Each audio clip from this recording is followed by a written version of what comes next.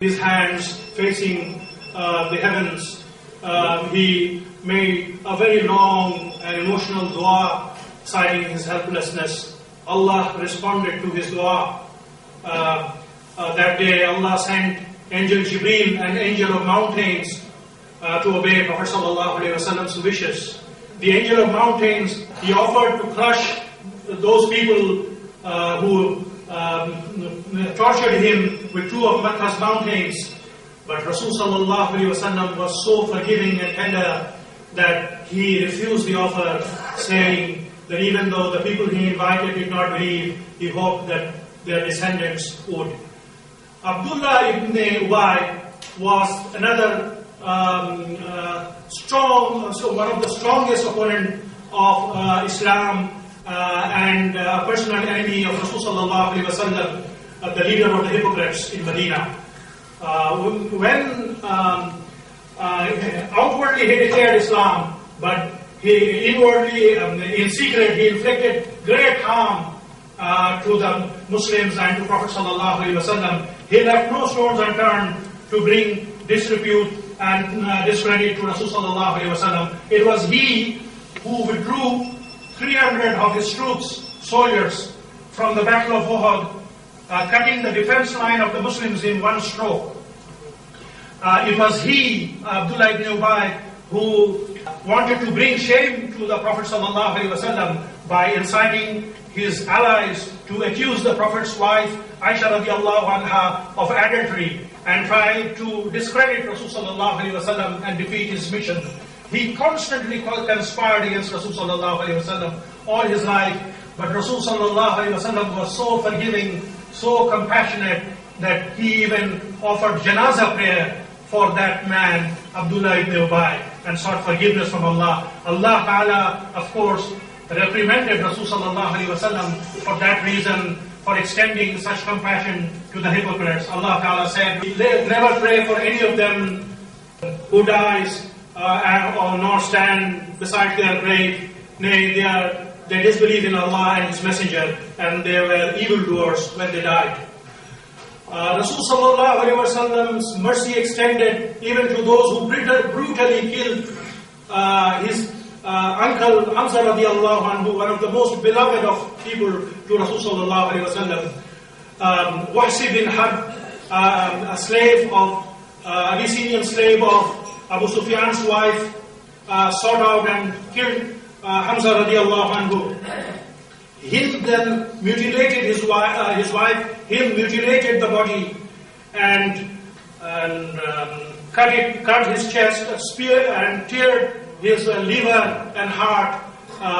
But when this lady came to Rasul sallallahu alaihi wasallam after the conquest of Mecca, she came to Rasul sallallahu alaihi wasallam to declare her acceptance of Islam.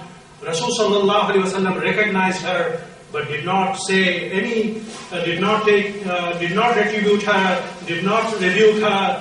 Rasul sallallahu alaihi wasallam simply ignored her. But she was so, Rasul sallallahu alaihi wasallam forgave her. She was so moved, affected by the magnanimity and stature of Prophet sallallahu alaihi wasallam, that he said, "O Prophet of Allah, there was no tent more deserted in my eyes before than your tent, but today your tent is there is no tent which is more lovely in my eyes than your tent."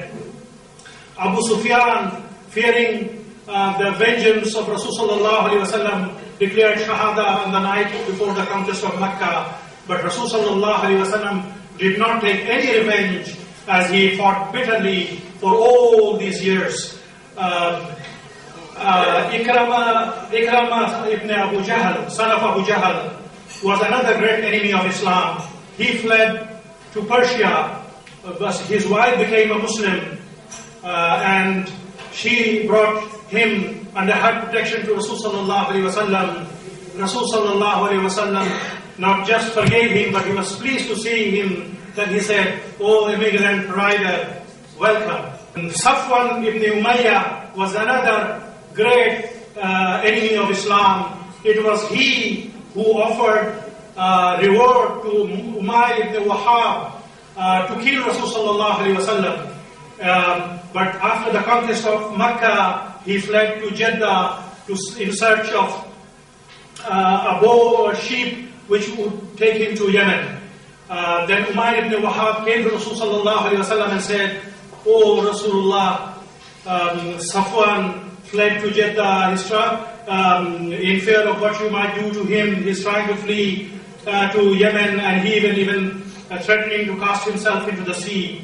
Rasul sallallahu alaihi wasallam offered him guarantee of protection. Rasul sallallahu alaihi wasallam, when he came, Rasul sallallahu alaihi wasallam, he asked for 2 months for decision. Rasul sallallahu alaihi wasallam gave him 4 months, after which he declared Islam at his own will.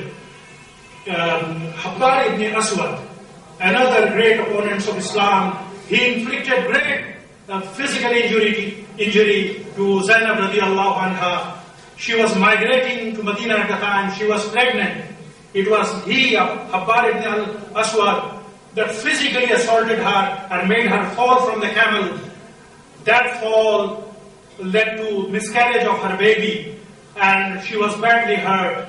And he did so many other crimes against the Muslims, but he fled to Persia first. But when he came to Rasul sallallahu alaihi wasallam, he magnanimously forgave them.